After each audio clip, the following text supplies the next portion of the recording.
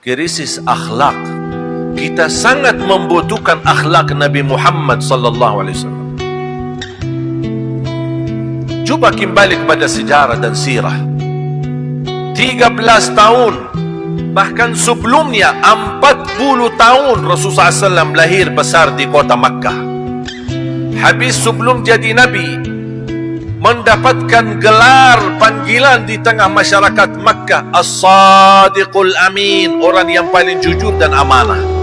Tapi sebaliknya, daripada kita melawan, kita justru menunjukkan, membuktikan Al-Quran bukan radikal. Justru Al-Quran rahmatan lil alamin.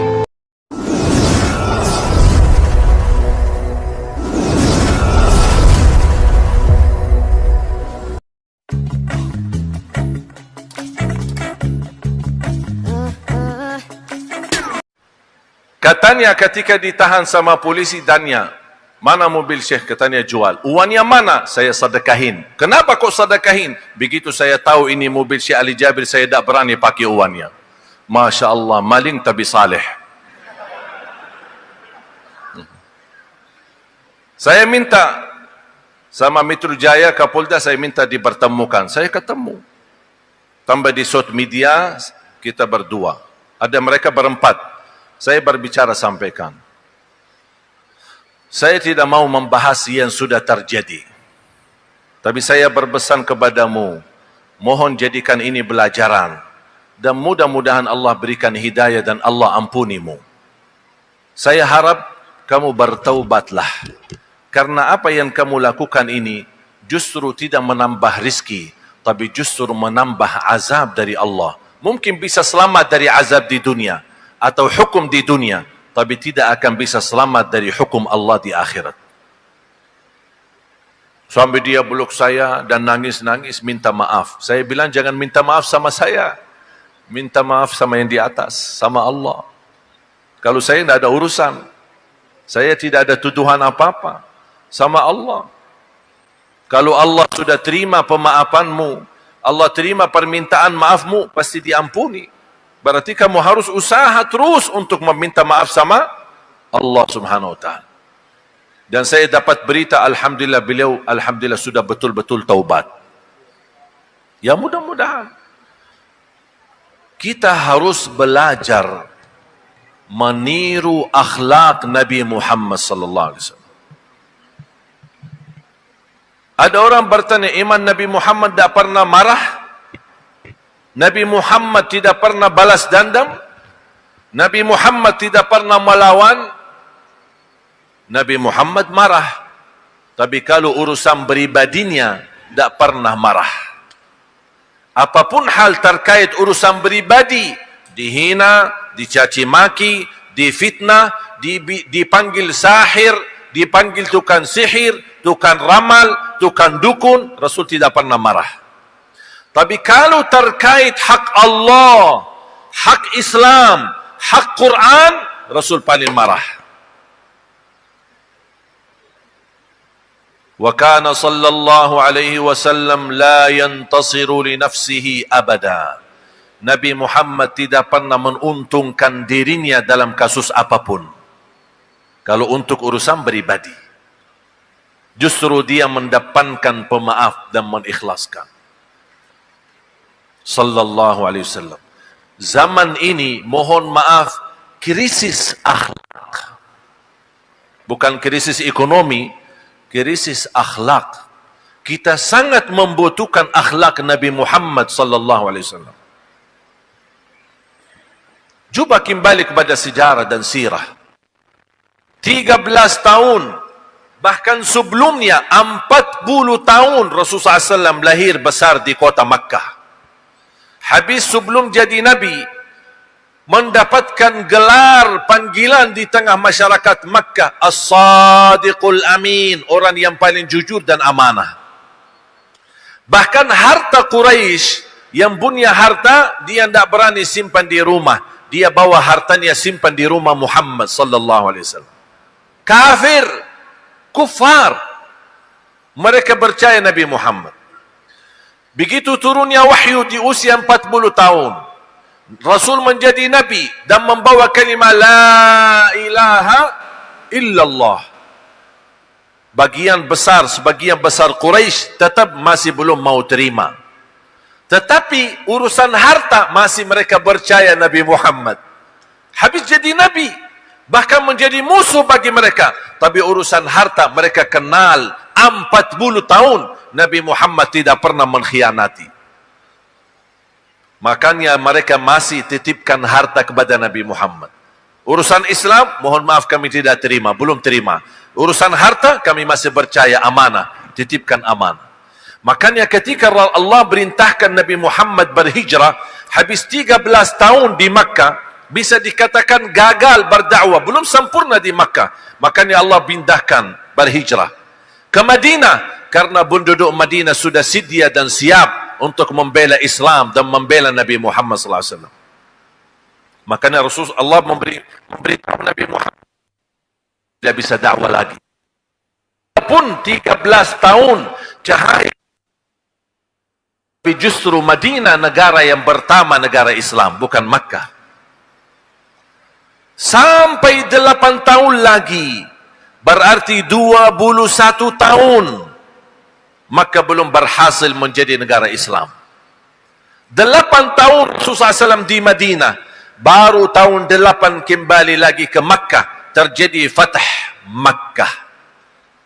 Rasulullah SAW masuk Makkah sambil membaca A'udzubillahi minasyaitonirrajim, Bismillahirrahmanirrahim, Inna fatahna laka fatham mubina ليغفر لك الله ما تقدم من ذنبك وما تأخر ويتم نعمته عليك ويهديك صراطا مستقيما وينصرك الله نصرا عزيزا.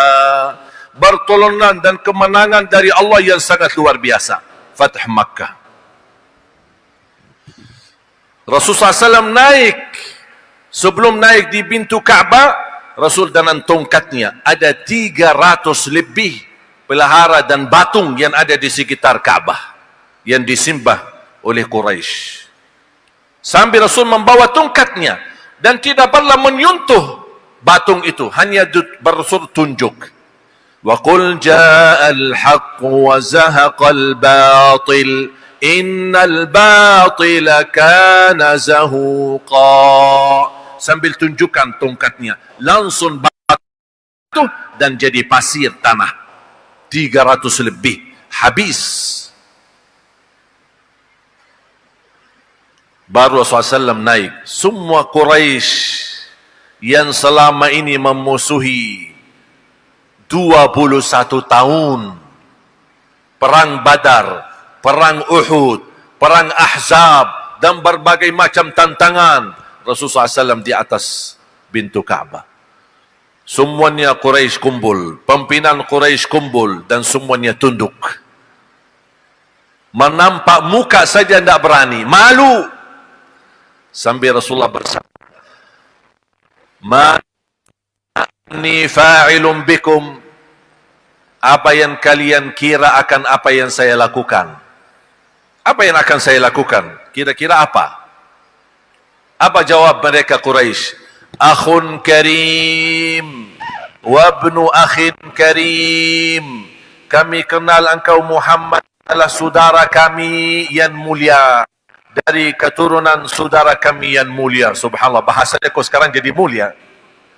Kemarin tukang sihir, tukang ramal, penjahat, majnun, gila, macam-macam ucapannya. Sekarang kami kenal engkau ya Muhammad adalah saudara kami yang mulia, dari keluarga kami yang mulia. Oh, bahasanya berbeda. Karena Nabi Muhammad yang berkuasa sekarang. Begitu Rasul mendengar bacaan penyampaian itu, apa kata Rasulullah? Idhabu fa antumut tulaqa. Pergilah kalian dibebaskan. Allahu Akbar. Itu namanya setinggi-tinggi pemaafan ketika kita yang berkuasa. Ketika kita yang di atas, punya kemampuan balas dendam, punya kekuatan karena kita yang ada di atas, tapi kita lebih merendahkan diri kita dan memaafkan. Beda sama orang, dia kondisinya lemah, kondisinya susah, kondisinya di bawah. Ya udah, tak apa-apa, saya maafkan Pak. Ini bukan namanya pemaaf, karena tidak bisa lawan, lemah. Setinggi-tinggi pemaaf ketika kita di posisi kuat, bisa balas, bisa mengambil hak kita, tapi kita lebih justru memaafkan. Dan mohon maaf Bapak Ibu, hal ini tidak mudah. Butuh latihan, kebiasaan, terus diamalkan sampai terwujud akhlak Nabi Muhammad dalam diri kita. Sampai terwujud. Itu yang kami terapkan kepada semua santri-santri kami.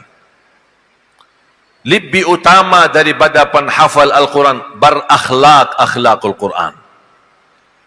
Dan kita buktikan melalui belajar Al-Quran, memperbaiki bacaan, menghafal Al-Quran, dan berakhlak-akhlakul Quran.